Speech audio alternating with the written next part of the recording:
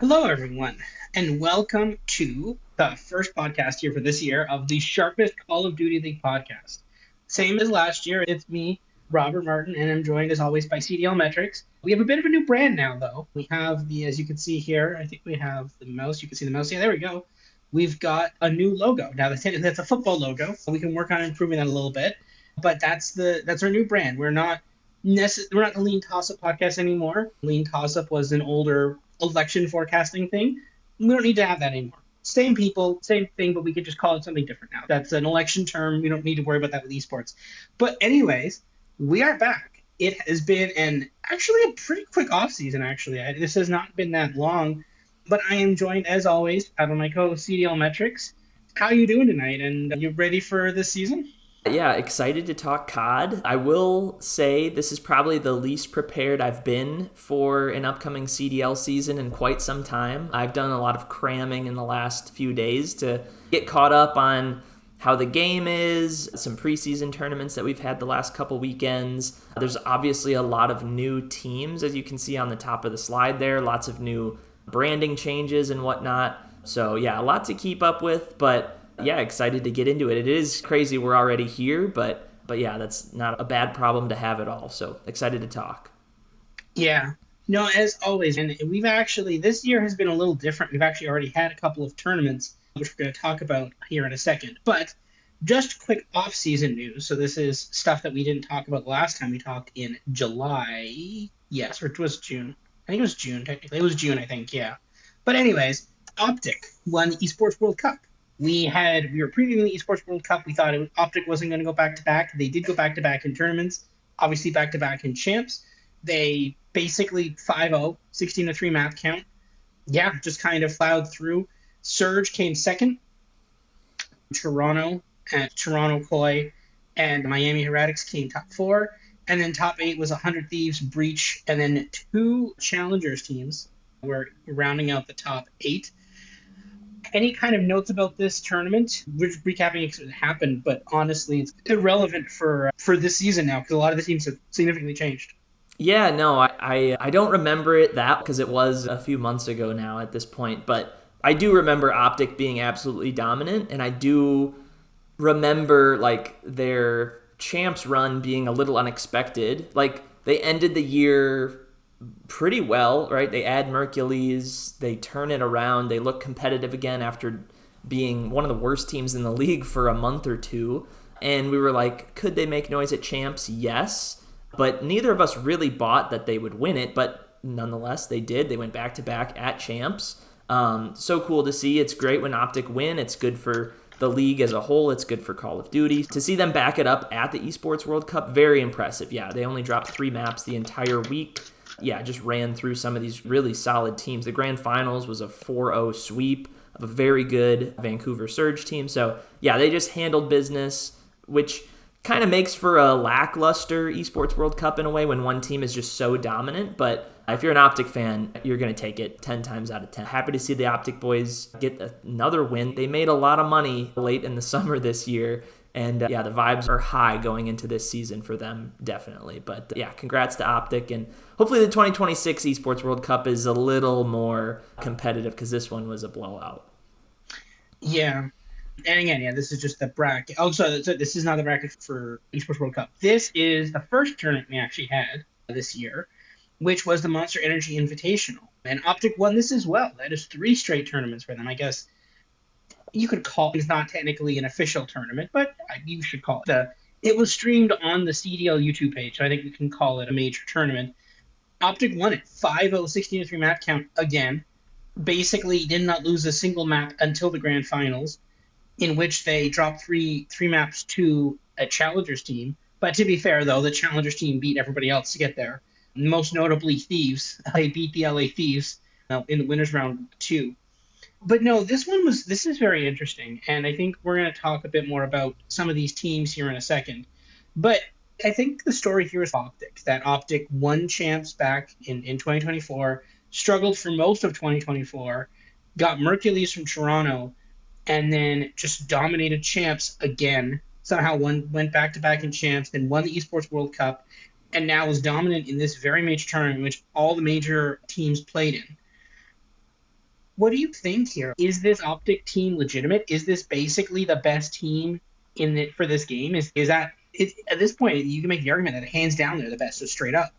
Yeah, Is there do you see any argument for anybody else here, or is it just Optic's the number one team and that's it? right now, I think it's pretty clear that they are the best. There are a couple teams we'll touch on in a second when we get to the new rosters for all 12 teams. And there's some teams in there that you're like, oh yeah, they could compete for champs. They could compete for majors consistently. And even great teams struggle at times. I'm sure Optic won't go undefeated this year and win all 4 majors and win champs. Like, they will have some hiccups along the way. Like last season, I would say LA Thieves and Atlanta FaZe were the 2 best teams for a vast majority of the season. Neither of them won champs. Neither of them won the Esports World Cup. Obviously, Optic took both of those. But even those 2 teams had rough patches at times. I'm sure Optic will have those. Eventually, the meta changes. Maybe some teams improve once they mix up their roster. All sorts of stuff could happen. But at least right now, yeah, Optic looked great. I do want to mention a couple things with this tournament. The Orgless Challengers team that were runner-ups, they are the Paris Gentlemates team, and we'll talk about that in a minute. For some reason, they didn't have permission to use the branding yet, so they went by Orgless, or Still Orgless, or something like that for this tournament. So it is a CDL caliber team that Optic ran into in the winners final and the grand finals. But it was funny because I remember some of the casters when I was watching back this tournament did refer to them as like a challengers team, or like they couldn't say they were a CDL team because they didn't have the CDL branding yet. But yeah, it is a legit team. And yeah, it took until the grand finals for Optic to even be challenged. But yeah, they just rolled their way there. They look amazing. Some of the other teams that I think you would say were favorites, LA Thieves, Vegas FaZe or FaZe Vegas, that's a new branding, fell a little short. I'd say underwhelmed according to expectation, but this was all online, very new game. Like, teams had only had a couple weeks really to like really get some good practice reps in. It is impressive for Optic and for Orgless / Gentlemates. So yeah, if you're a team that finished, you're using this as maybe a launching pad into the season. But if you're a team that went 1 and done or 2 and done, whatever it was, like, don't worry too much about it. There's time to get ready for the season, to figure out your vetoes, to find some wrinkles on some of these maps, figure out what you're good at and work to your strength. But yeah, shout out to Optic. They just, once they won this tournament, it was like, yeah, there's no doubt about it. These guys are legit, and they probably will be for most of the season. Yeah, I think, yeah, we've said this in the past about Optic. Most notably, a lot of people said that about Optic in 2025. I fade them a little bit. And then the thing is, the flip side is, yeah, okay, I was correct for them for most of the regular season, but I didn't believe in them towards the end, and I did not believe in them for champs, and I did not believe in them for the Esports World Cup, and that was incorrect. That was wrong. This team has had a nasty habit of kind of looking very good at some stretches of the regular season, and then fading and then coming back. But with Mercules, man, they just seem like a different team. I don't know what it is. It just seems like this is the most dominant Optic team I think we've seen for a very long time, and they feel very similar to a FaZe team that we've basically a FaZe from like Cold War or something like that. That's what this team feels like. We'll see. I'm not 100% buying it yet, but I'm very close to believing it though. Yeah. So moving on, here are the maps and modes for this.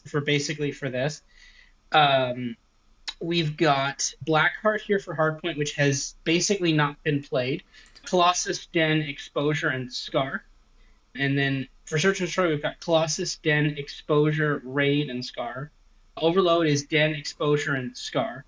So basically, what are your thoughts on this? Is there any surprises you have for the map pool? Is there something you thought would have not been here?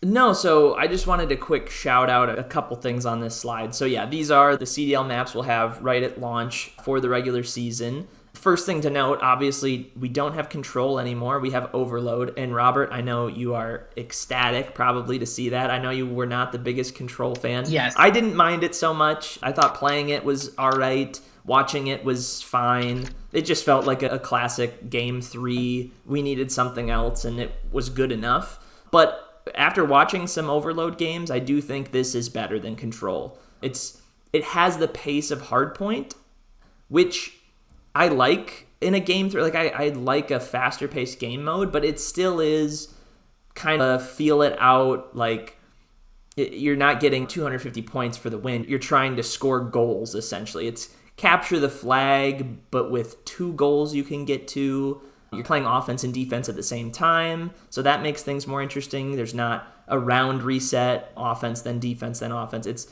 free-flowing, which is great. The device that you have to score with spawns in at different locations on each map. So, yeah, there's some interesting aspects to it. I do think we could get some crazy, exciting games with some last-second goals, or whatever we're calling them. I think they're calling them goals. Or some overtime where it's next goal wins, that sort of thing. There is a halftime, I've noticed. There's 4 minutes, then a halftime, then another, or 5 minutes, then a halftime, then another 5 minutes. Unless a team gets to 4 before 5 minutes is up, then it goes to halftime immediately. So yeah, we could have some crazy fast games if some teams are just dominating other teams. But Overload, I think, will be a welcome addition to the league. I think so far the map set seems fine overall. The percentages on each map are for the Monster Energy Launch Invitational. Black Hardpoint, for some reason, was not played. I didn't figure out why that was, but they played Raid Hardpoint instead. So that's why Blackheart has a nothing next to it. So take those percentages with a little grain of salt on Hardpoint. They don't add up to 100% because I want to say 4 or 5 maps were Raid Hardpoint, but we won't see that. At least at the start of the regular season, these are the maps we will see. So I think all is good with this. I know there was some talk about, with this Monster Energy tournament, if we would have snipers and smokes in Search and Destroy for the regular season. That's TBD as far as I know. We'll find out obviously this weekend if those are included. But yeah, overall, I think we have a solid map set to start out, and I'm curious to see what other people think about Overload as Game 3. I think it'll be a welcome addition, but yeah, once we get some more league games in, we'll have a better idea, I think. Yeah, I think so. Yeah, and then the next one up was the Kason Showdown. Gentlemates won this, which is, again, the Oraclist from before. The Gentlemates, they were 3-0. Optic was 2-2. They beat Optic in the finals there. Thieves were 3rd, and FaZe was 4th. And basically, 56,000 already secured in prize money, and then obviously 40,000 for the Showdown.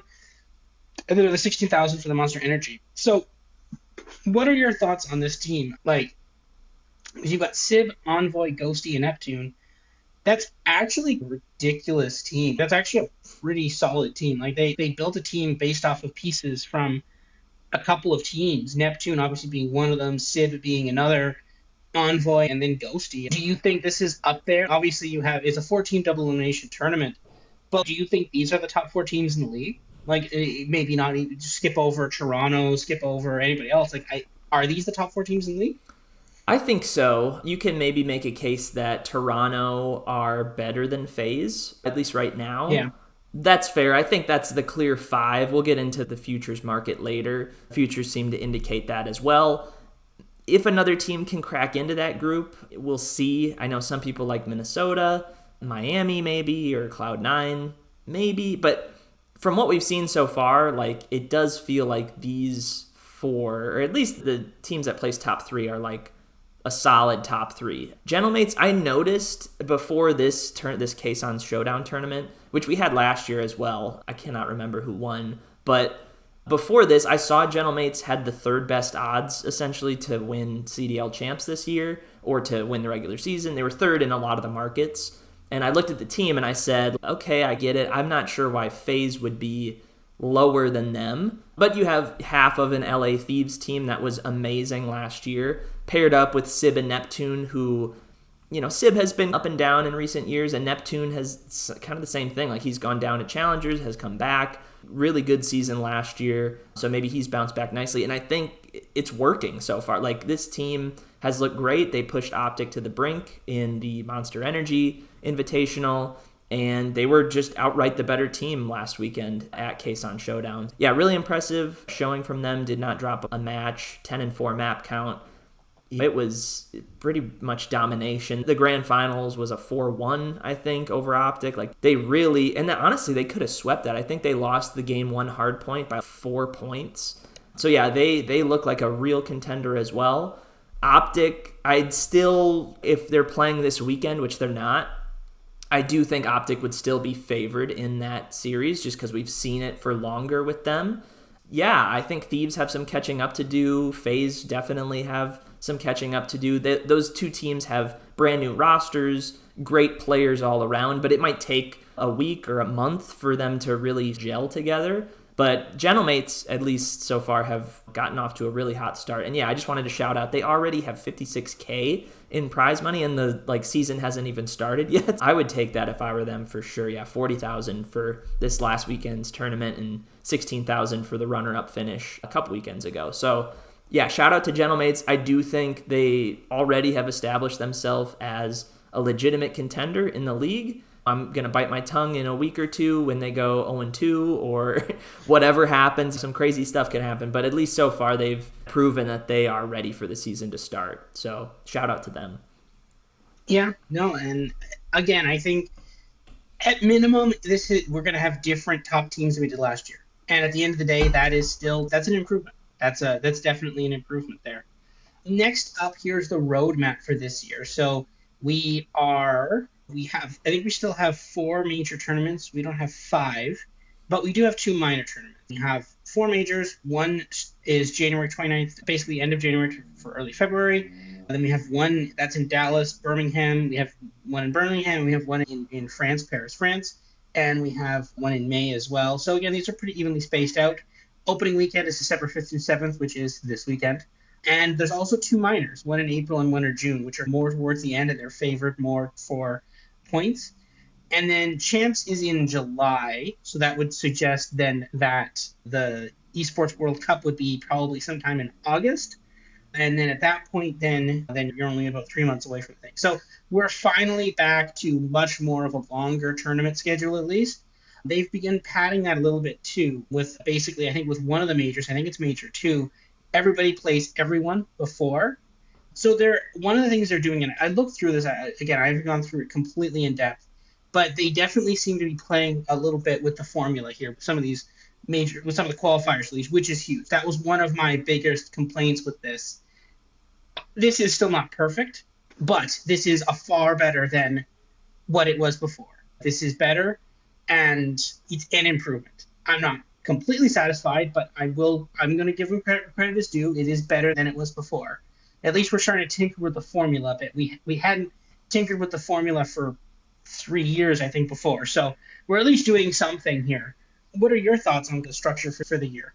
Yeah, I think it's interesting. They really are, at least trying new stuff. I do appreciate that. We had been talking for a while about why not do 11 qualifier matches, do a full round robin, and then go into a major. And yeah, that's exactly what they're doing with Major 2. My one critique of that is that they're still doing it at the same pace that they normally do qualifier matches. So it'll be, if you're a team in the league, you'll have 11 qualifier matches for Major 2, but it's stretched out across 7 weekends of matches. Maybe 6, I can't remember exactly. But it is a long time before you get into Major 2. And with Major 2, I think that was the one where the teams that finish 9th through 12th kind of have a play-in. Or no, maybe it was 7th through 12th. I can't remember. There's basically a play-in game for all those teams that finish in the bottom half to make the whatever bracket, 8-team bracket or 10-team bracket for Major 2. So they're really doing a lot of different stuff for Major 2. We'll see how that works. I like that it's a full round robin. I think it might take too long, and the major format I think is maybe a little wonky, just with you'll have elimination games right off the rip, and for teams based in the US traveling to the UK to be bounced to go one and done, that's not so fun. So we'll see what they take from that. Major 1 is basically a straightforward, what we're used to. We'll have 7 qualifier matches for each team, and then that'll go straight into a 12-team regular major bracket that we are used to, and that's in Dallas, so very familiar. for the first couple months of the season. And then, yeah, Major 3 and Major 4, I believe 5 qualifier matches for each team. Don't love that. I don't think that's enough. But intermixed with those, we'll have those 2 minor tournaments. So that at least helps the only being 5 qualifier matches before those. A lot to keep track of. Vegas for the CDL Championship, that's fun. And then, yeah, August for the Esports World Cup. So we should have COD a lot of weekends. That's good. I don't see any giant breaks, like 2-week breaks or anything, except maybe for Christmas coming up here. But yeah, I'm excited. Curious to see how Major 2 works and how those late season minors can shake things up. I do like the placement of those, but yeah, it's a long season ahead, and we just got to keep track of what's going on for each major. Yeah, no, it's going to be a long season. We're going to see teams play a lot. I think this was where we did well last year. It was finding value, especially. And again, there's a lot when we go through the lines very soon for this week, you see a lot of like massive favorite versus massive underdog, right? There's a lot of those, like when Optic plays a bad team, okay, or whatever, right? But the real value is going to come from mid-tier team versus other mid-tier team. Which one's better? And where do we find the value in that? And the thing is, with more games, you're going to get more of those. You're going to get more of 5 versus 8, 6 versus 9. And the question is, who is 6? Who is 9? A lot of people don't care that much about that. But we, as bettors, we care a lot about that. And we're like, no, this team is better and that. So no, I'm excited for this. I really am excited for Major 2. And some of these minors, we have more COD. And the thing is, at the end of the day, more Call of Duty is better. That's just the better way to do it. More games are better. And we all like that. So, yeah, let's see where they go from there. All right, so here are the Call of Duty League 2026, I guess it's 2026, league teams. And someone showed it the other day that literally none of the original teams are remaining now. Before, it was just Toronto Ultra. Now they're the Toronto Koi. I am a little sad about that, but that's okay. But no, every other team, Vegas is now Vegas FaZe. Thieves didn't exist. Optic technically existed, but it was Optic. Actually, no, it was Chicago Huntsman. Oh, no, it was Optic LA. So technically existed. Yeah. OGLA, yeah. Things have moved around. Minnesota Rocker, I guess it was Minnesota G2 now. But yeah, the league has gone over a lot of changes in just, I guess, 5 years here. But yeah, obviously, had Falcons, which was, of course, I mean, they were never going to stay there in Vegas. That makes sense. They should be from Riyadh. FaZe moving to Vegas, that one was a little bit surprising. But other than that, everything else is pretty much. I'm actually surprised we didn't lose some teams. There'd always been a lot of speculation here about Boston and about some of the other ones leaving the league. I'm a little surprised that they didn't. They didn't sell some of those spots. But I don't know. Any thoughts about the league composition this year? Or? No, you already shouted out. I saw that same tweet that was like, none of the original CDL brands are in their exact state as they were in early 2020. Some teams are pretty close, like Vancouver Surge is essentially the same thing. Like their logo has not changed, they just moved cities. So that one's pretty close. The Rocker thing, they did a slight rebrand with the colors and the name and all that. And then Royal Ravens moved teams and changed up their logo and all that stuff. But yeah, otherwise, it is funny to see 5 years later, it's basically an entirely new league. The ownership for a lot of these teams has stayed the same, but a lot, like half the league has changed, essentially. Ownership groups or locations, whatever. Yeah, just wanted to throw this slide in there to familiarize. Toronto are not Ultra anymore. We have a Paris team again, but it is not Legion. They're Gentlemates, and actually they might be really good. Yeah, Falcons changed their logo, changed their city, but same thing with FaZe, all that sort of stuff. So it's going to take a second. I'm sure we'll trip up at times and call Gentlemates LA Gorillas or something weird like that. But yeah, just wanted to throw this slide out there to my brain figure out who these teams are. Yeah. No, and it's a lot of changes since 2020.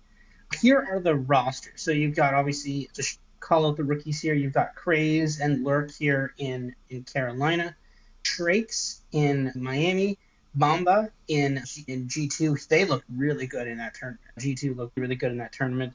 Abe and Legend, I guess he was the Halo one, right? And now it's in with Seattle, not Seattle, Vancouver. I'm still gonna keep saying that. That's the rookies. Huge changes in some other things. One of the reasons why FaZe is not looking nearly as dominant as they have in past years is look at that lineup there. 0-4 Abuza draws us in. Half the team is gone. Stellium is now with the Riyadh Falcons, and Abizi is with basically LA Thieves. It's very weird. I think that's where this analysis has to begin and end, is with FaZe. They clearly thought they didn't have enough to get there. And while I do go for an Abuza, taking them from Vancouver, this team just has not looked as good as it has in the past.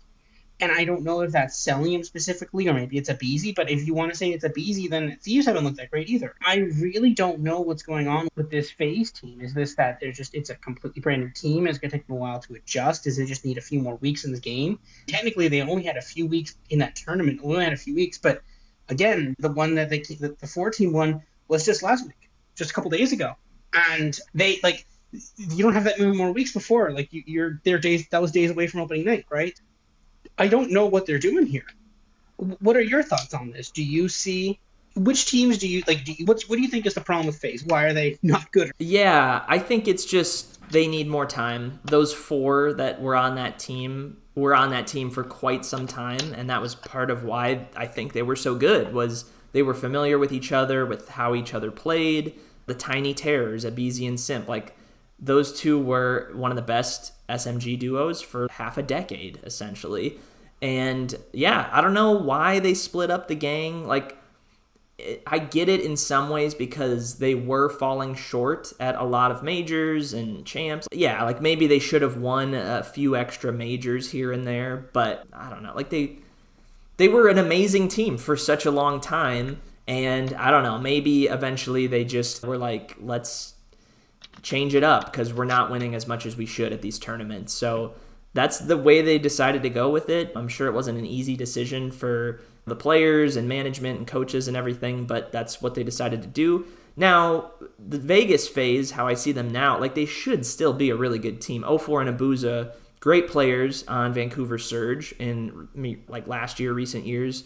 So to pair them up with Draza and Simp, who have won and won everywhere they've been, like that should work. But yeah, it might just be a thing where it takes a couple weeks or a month until this team really gels and figures out what they're good at and how they should play on the map with each other. So yeah, I still have faith in them. I don't think they're going to be like a mid team. I think they'll be definitely an above average team on the year. Yeah, maybe just some early season kinks, which honestly, that you can make the same assessment for LA Thieves, right? Like those 4 names are fantastic. That's like an all-star lineup. One that sticks out is Kenny. I know a lot of people are on Kenny the last year or so because his play has been down. But if you're surrounded by 3 of the top 10 players in the world, maybe 3 of the top 5, like that team is crazy, then Kenny probably doesn't have to do a whole lot to help his team out. It might take a little while for Abizi and Hydra to figure each other out, both being pretty aggressive SMG players. Hydra, we've seen Hydra paired up with a couple SMGs over his tenure in the CDL, and it's worked well with some, and it took some time with others. Like when Hydra and Kismet were paired up on Subliners, rest in peace. There's another org that is just totally dead. Like Hydra and Kismet, that worked to perfection. Like Subliners ended that year crazy hot. Hydra was awesome, and a lot of it was those 2 knew how to play alongside each other on the map. It might take some time for Abizi and Hydra to figure out that dynamic. And yeah, like we know Scrap is amazing. Can Kenny bounce back? That whole thing. So yeah, a lot of these teams look similar to how they did a year ago. Toronto looks pretty similar. They swap in Real, but the other 3 were on there last year. Should be a solid year for them. They're just a consistent organization. They know what they're doing. Boston looks pretty similar to last year. Optic is the exact same. Yeah, Celium, another Atlanta FaZe member, finding a new team, surrounded by an interesting cast of characters there. But their expectations for the season are pretty low. We'll talk about their futures in a bit here. But yeah, just interesting to keep track of where the rookies are, all the roster moves, and I'm sure in a month or a couple weeks from now, these rosters could be a lot different already. So curious to see how that shakes out. Yeah. Yeah, I think let's get into it here for the futures preview here. We'll talk about that as well.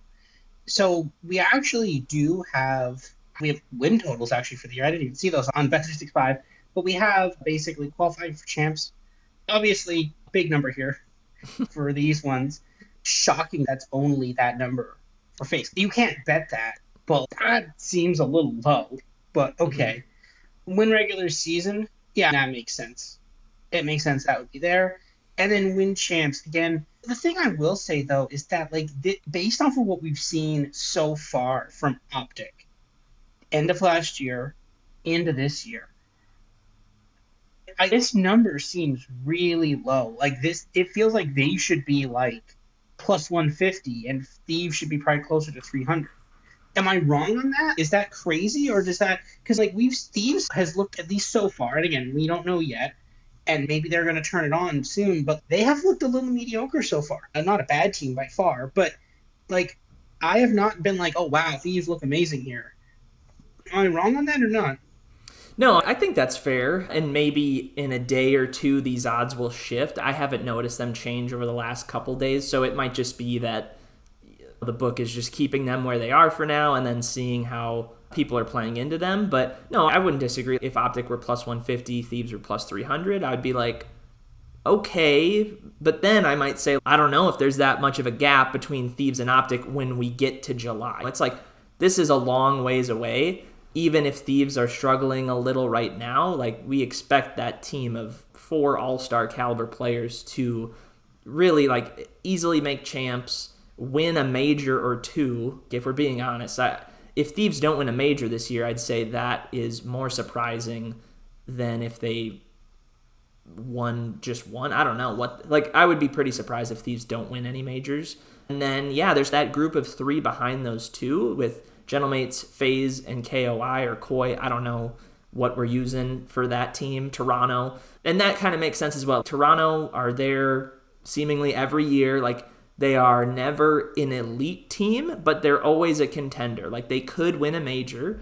They should start in winner's bracket pretty much every major. And yeah, they should be an above average team pretty easily. So it makes sense that they'd be in that spot. FaZe was the one that surprised me right away because I looked at their roster. I said, I don't know why these guys can't be Optic or can't be Thieves. And then I saw the recent performances at these preseason tournaments, and I was like, okay, maybe I get it because it might take them some time, or maybe O4 and Abuza just in their new environment can't hold up the bargain. So whatever that might be. And then Gentlemates, honestly, I could see their odds getting a little closer to Optic and Thieves with how they've performed lately. But again, do they have it in them to make it to July, to be there at the end? Maybe 4-1 odds, I think, are totally fair for that. So the rest of the teams, it's a big cluster, I'd say, from 7 down to 12. G2 and Heretics seem like the best bets out of that bunch. Surge and Royal Ravens are the only teams that are plus money to qualify for champs. I don't necessarily disagree with that. Like, you look at those rosters, there is something that might be lacking with those teams, but they could make changes pretty quick. If there's a challengers team that comes on hot, maybe, those players find themselves on the Royal Ravens or the Surge roster pretty quickly, and maybe those teams are all of a sudden in the mix for a champ spot. So a lot to shake out, obviously. I just thought all these odds were really interesting to look at. One thing I did want to note, I looked up how many qualifiers each team plays throughout the year. It's 28. So for Optic and Thieves to go over that 22.5, they essentially need to win 80% of their qualifier matches, which is a really high bar to clear. So if I was setting those odds, I don't know if I'd set them at 22.5, maybe 21.5 or 20.5, somewhere in there. Because, yeah, you're asking them to go like 23-5, and that would barely get over that number. So a lot of faith in those teams. Understandably, they should both be really good. But yeah, it's a tall task for sure to get 23 out of 28. So just something to shout out there. But yeah, we'll see how off this is at the end of the year. I think it's interesting when you come down here, right? And we're 100% going to look at this and see how well the lines did here at the end of the year. So we never actually had this before with the qualifier wins. 12.5 for that G2 seems a bit low. That's under 50% of all games, right? Now, Surge, whatever, 6.5, that's a very low number to clear. Now, that being said, though, can they actually clear that? I don't know. That's But Falcons, you have Celium on your team. You have Celium and Pred, and the line is 9.5. I don't know. But the thing is, that feels right, though. Like, this team is still not that good. Same as Heretics, I think, is fine. Koi, I think that one could be a bit of an over. G2 maybe a bit of an over, Gentlemate's a bit of an over. I feel like with these ones, and I think obviously both are, I guess, quote unquote, juiced to the over here. Optic a bit more juiced. One of them is going to clear and one of them isn't. That'd be my guess. I don't know which one is which, but I think the most likely outcome is. See, I'm going to say this and it's going to look bad, but I feel like Optic is more likely to clear that, and Phase and Thieves are more likely to get under it. But watch, it's going to be flipped. I think one of them will go over and one of them will go under. And I think one of them will go Okay. under by a lot. That'd be my guess. I What are your think, thoughts on that? Yeah. yeah, that's an interesting take. That I could totally see that. I would say they both go under. I was just looking at last year's like standings table, and I think LA Thieves had the best win-loss record out of any team. Maybe I can look this up quick. And this would encompass all of their qualifiers, all of their minors, all of their majors, like every match they played last year. And I want to say their win percentage was like 74%. So you might say, okay, maybe that gets a tick up if you're throwing majors out and minors out and you're just looking at qualifier matches. But even still, like, to go 23 out of 28, that's, yeah, you got to win 80% of your matches. It's a lot. Like, you can trip up maybe once at each major qualifier period and get that over. So I get why the number is as high as it is, but I do think I'd rather take the unders, especially because like Optic is even money to go under, Thieves minus 120. I think I'd rather have those and just believe that maybe that group of three right behind them can go over a little, like maybe that Gentlemates, Phase, KOI, maybe they get closer to 18, 19, 20, and Optic Thieves are more in that 22, 21 zone. Or maybe there's a team or two down at the bottom of the table, like a G2, like a Miami, that go way over, that can maybe take a surprising qualifier away from Optic or Thieves or something like that. Like crazy series like that happen. They're pretty far and or few and far between, but they can happen. So in general, I'd say those high teams, the under on the win total makes some sense.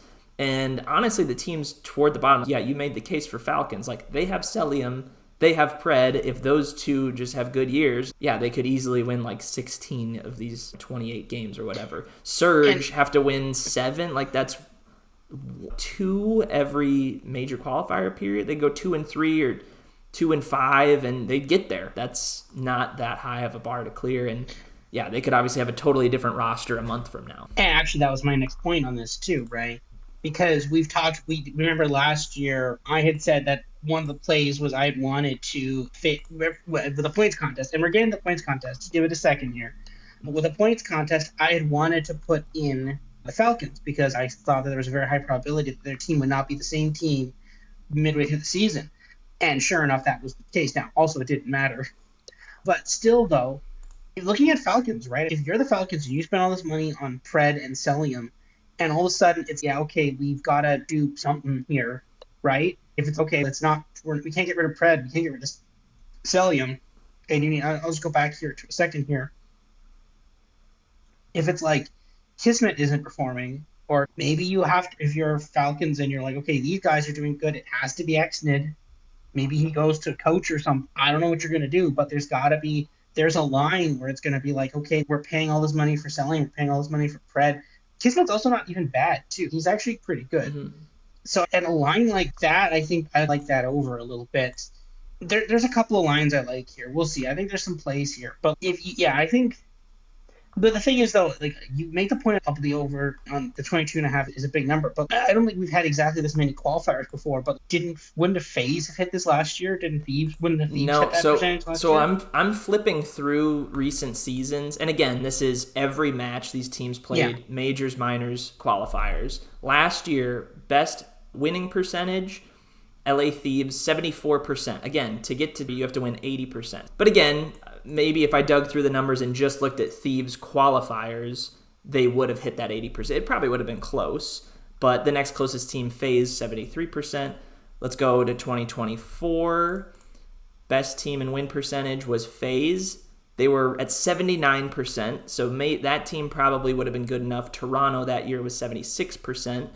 So you're hovering right around that 80% number. 2023 as you're mentioning that quick point, wouldn't including majors in that increase that? Or no, and I Yeah, guess it yeah, wouldn't. that's what I'm saying. No, probably not, because if you're a good team at a major, like you're gonna probably run into some good teams and lose. Yeah, Like your as a higher schedule gets percentage. tough. Yeah, yeah. Whereas qualifiers, right, you get to play those bottom feeders more often. So yeah, it's like maybe in those years where you had teams hovering in that 76, 79% range, maybe they would have had it. In 2023, not even close. Optic Texas, 67% match win, and then there's only a couple more seasons. I'll rip through these real quick. 2022, Atlanta FaZe was the best team, 68%. 2021 was, I think, Cold War. So FaZe Yeah, maybe got there, but now I'm struggling to load any tables. I don't know. But yeah, it's tough. 80% is tough to get to. Could they? Yes, but you really got to run pure and probably have a couple major qualifier periods where they just go 5-0, 5-0, or 7-0, something like that, and yeah, just go crazy. Yeah. yeah. It'll be interesting to see. I think there's some value here, but it'll be interesting to see through the year where that value actually is. Yeah. Moving on, the CDL points contest, it is back for this year. So here we go. Basically, again, just a quick recap for anybody who followed along with us last year. Participants will draft a lineup of CDL teams. The lineup that scores the most CDL points prior to champs will win. Teams are drafted using a salary cap system based on previous CDL seasons and 2026 future markets, very similar to a fantasy team if you do something like that. Each owner has a $33 budget towards their CDL team lineups. Play along with us. Build a lineup by going to @CDLmetrics, pinpoint on X/Twitter. And it's also a 2026 CDL team pack giveaway. So yeah, if you want to go ahead, you Yeah. can. Yeah, so just like last year, I'll have a pinned post on my profile starting tomorrow morning. So this will be Wednesday, the 3rd of December. So yeah, go to my profile. I'll have a link where you can fill out the form, put in your teams, and then yeah, basically you have to fill in an entry, a legal one that is $33 or less. If it's more than that, it is getting thrown out.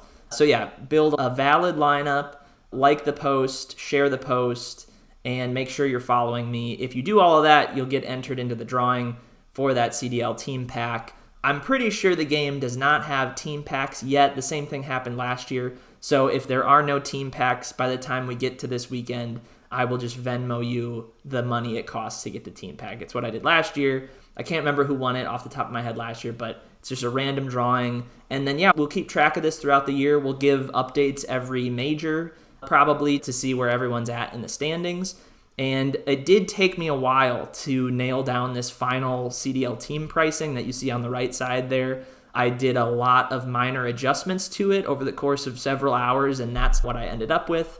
Basically, I found out that for last year's pricing, I did not price the elite teams high enough, in my opinion. So that's why you see Optic and LA up in that $16 range. So essentially, if you want both of them, that's your team. That's your whole lineup, is those two. And that's totally valid. You could do that. If you think Optic and LA Thieves are going to clear those over 22.5s and just take all the majors and all the minors, like that might be the best team to get. And then, yeah, that Paris, FaZe, and Toronto are clustered one tier down from there, $12, $11, and $10. And then you can see a nice cascade down from G2 all the way down to Vancouver. So yeah, best of luck to everybody who fills this out. Please fill one out if you're listening to this, because it is a lot of fun to keep track of. And it was a lot of fun last year for both Robert and I and Doug, because we all had very good lineups that really made it to the end. Hopefully you guys can build one out yourself and see if you can beat us. Yeah, I think the strategy. I think last year, I mean, I had Thieves, and that paid off a lot. But I think I just wanted to pick a top team, and that was it. And I think the strategy for me this year might be pick, then go after everybody else. Because I think at least last year when you looked at it, like the top teams had a lot of points, but per point they were not worth it. So we'll have to see. I haven't completed my entry yet, but we'll have to see. And actually, yeah, here you go. So this is the regular season win probabilities, and the price is here for that. Basically, giving away Surge, giving away Falcon's pretty cheap here. But yeah, it was a fun tournament last year. It was great to try. It was fun. We talked about it always on this. And yeah, there's so much fun stuff, especially with the majors. You root for your team to do better at the major, and then it has obviously knockoff effects after that. Yeah, it was really cool. I really enjoyed it. And yeah, I'll be definitely submitting an entry before Friday. And yeah, we'll see how it goes. Sounds good. Yeah, I thought we might have teams ready by the time we recorded. I don't have my team ready either, so just wanted to throw out this slide in case we did. But yeah, there's a little kind of sneak peek at how I priced in each team. I really looked at that regular season win probability and also their win totals, kind of compared and contrasted and tried to make it work as best as I could. So yeah, take a look at that, study up, and best of luck to whatever team you guys end up making. Yeah. Next, so that is it for the season preview one. Next podcast, we're going to go to week one preview, and that will be out very soon as well. Other than that, that does it for the season preview. We will see you in with the week one preview. See you, everybody.